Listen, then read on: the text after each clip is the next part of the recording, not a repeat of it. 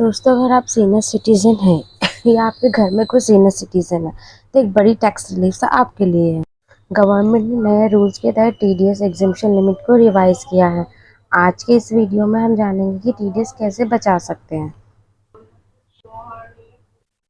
तो senior citizen के लिए नए टैक्स बेनिफिट्स क्या है, तो चलिए शुरू करते हैं वीडियो को। तो जैसा कि मैंने बोला कि सीनियर सिटीजन का कोई टैक्स डिडक्शन नहीं होगा। इस पे एक ऑलरेडी एक वीडियो भी है, वो भी आप ध्यान से देखिएगा, बट ये भी आपके लिए बहुत ज़्यादा इंपॉर्टेंट है। तो सबसे पहले टीडीएस के बारे में जान लेते हैं। टीडीएस क्या होता है? Tax deduction at source. जहाँ से आपको इनकम आती है डायरेक्टली वहीं पर ही टीडीएस डिडक्ट कर लेता है। गवर्नमेंट आपका पहले ही टीडीएस डिडक्ट कर लेती है। ये क्या होता है? टैक्स की चोरी बचाने के लिए भी एक बहुत ही अच्छा एक स्टेप है गवर्नमेंट का। अगर अमाउंट जो है एक पर्टिकुलर लिमिट से क्रॉस हो जाता है तो वहाँ टीडीएस डिडक्ट हो जाता है।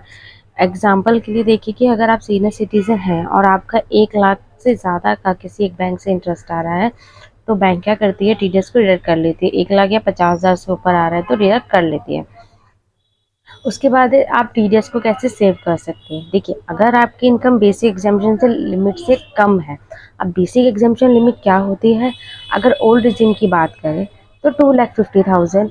अगर आप बिलो 60 है, 60 to 80 है तो 3 लाख, और 80 के ऊपर है तो 5 लाख। इतना है तो ओल्ड रिजिम के अंदर आपका जो क्या है, बेसिक एग्जाम्पशन लिमिट से नीचे है तो आपका जो है टीडीएस नहीं कटेगा। बट अगर आप न्यू रिजिम की बात करें तो 3 लाख, अगर न्यू रिजीम आप ऑप्ट करते हैं तो आपकी बेसिक एग्जेम्पशन लिमिट कितनी है? 3 लाख है। तो इससे नीचे था तो आपका टीडीएस तो वैसे भी नहीं कटेगा, बट किसी केसेस में कट जाता है। जैसे आपका इंटरेस्ट जो है 1 साल में 50,000 के ऊपर का एक सिंगल बैंक से आपको इंटरेस्ट मिल रहा है तो आपका वहाँ टीडीएस डिडक्ट हो जाता है। बेशक से आपकी इनकम उस साल में 3 लाख से कम हो या 2.5 लाख से कम हो। उसका भी क्या सोल्यूशन है वो भी हम आगे वीडियो में देखेंगे। अब सोल्यूशन के लिए क्या, सीधी सी बात है, आपको बताना होगा कि जी हमारी इनकम इतनी कम है, एग्जाम्पशन लिमिट को क्रॉस नहीं कर रही, तो आप बताएंगे कैसे? वो होता है आपका 15G और 15H के फॉर्म के अकॉर्डिंग। अब ये दो दो फॉर्म है, किसके लिए होता है? देखिए, ये फॉर्म किसको दिया जाता है? डिडक्टर को, जो टीडीएस डिडक्ट करेगा। अगर आपको बैंक से इंटरेस्ट पे टीडीएस डिडक्ट कर रहा है तो आप बैंक को देंगे। आपकी सैलरी सैलरी आती है वहाँ से टीडीएस डिडक्ट हो रहा है, तब वहाँ पे सैलरी जहाँ से भी आ रही है वहाँ पे आप फॉर्म को सबमिट करेंगे। ये एक रिक्वेस्ट फॉर्म होता है नॉन डिडक्शन ऑफ टीडीएस का।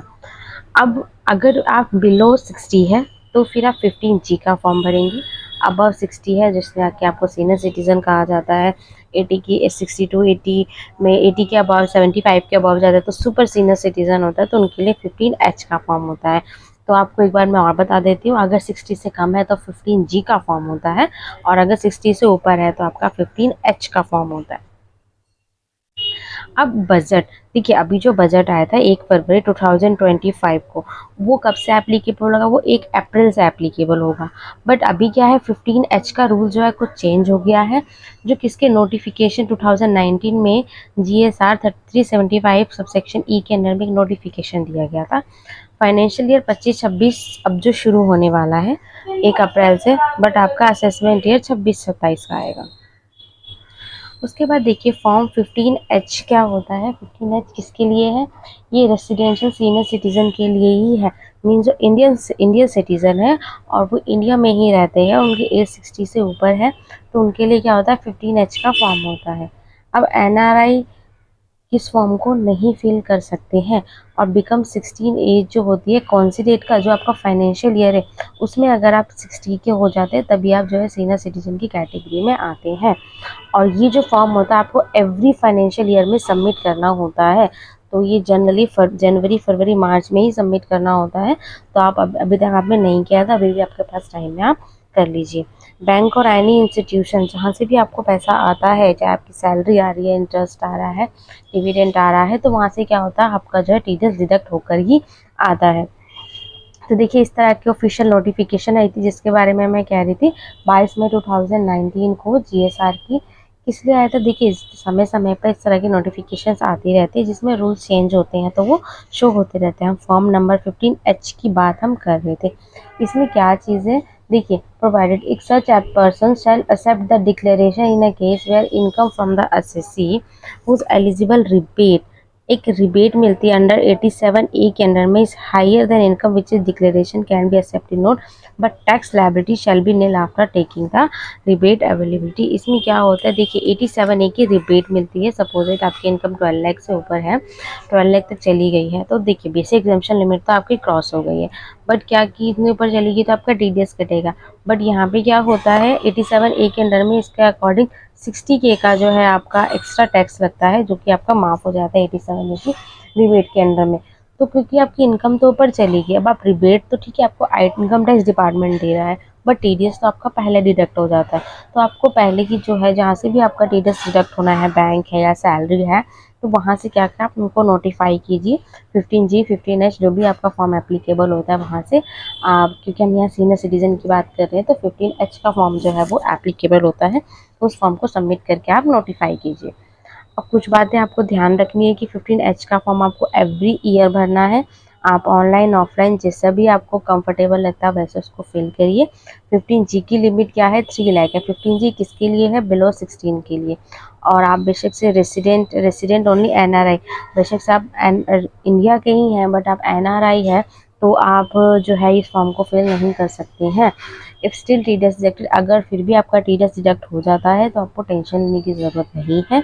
आप अपना आईटीआर फाइल कीजिए, पॉसिबिलिटी होगी तो आपका जो ईयर एंड में जो है टीडीएस आपका रिफंड हो जाएगा, ठीक है। बट उसके लिए आपको प्रॉपर आईटीआर फाइल करना होगा। एग्जाम्पशन लिमिट आपकी लग जाती है तो आपका जो है वो टीडीएस रिफंड हो जाएगा। बट क्या होता है कि वो आपको 1 साल के बाद मिलता है, बट आपको अगर अभी से चाहिए तो आप पहले से इन फॉर्म्स को फिल करके सबमिट करिए ताकि आपका टीडीएस डिडक्ट ना हो।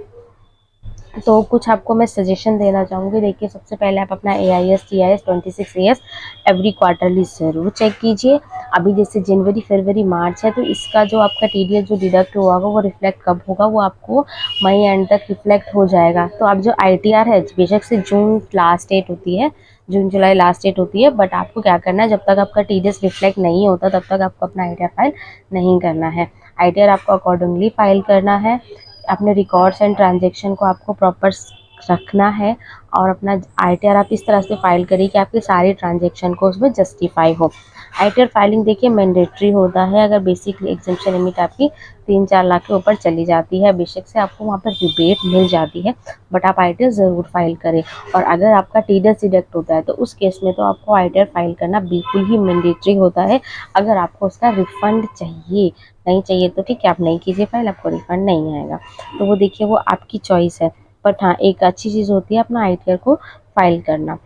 तो दोस्तों अगर आप चाहते हैं कि आपका और आपके फैमिली में किसी भी सीनियर सिटीजन का टीडीएस ना कटे, तो इन नए रूल्स को समझना बहुत ज़्यादा ज़रूरी है। और आई एम श्योर कि आपको ये वीडियो बहुत ज़्यादा हेल्पफुल लगी होगी। तो वीडियो को लाइक करें, शेयर करें, चैनल को सब्सक्राइब ज़रूर करें, और भेजें अपने फ्रेंड्स को या जिनके घर में सीनियर सिटीज़न है।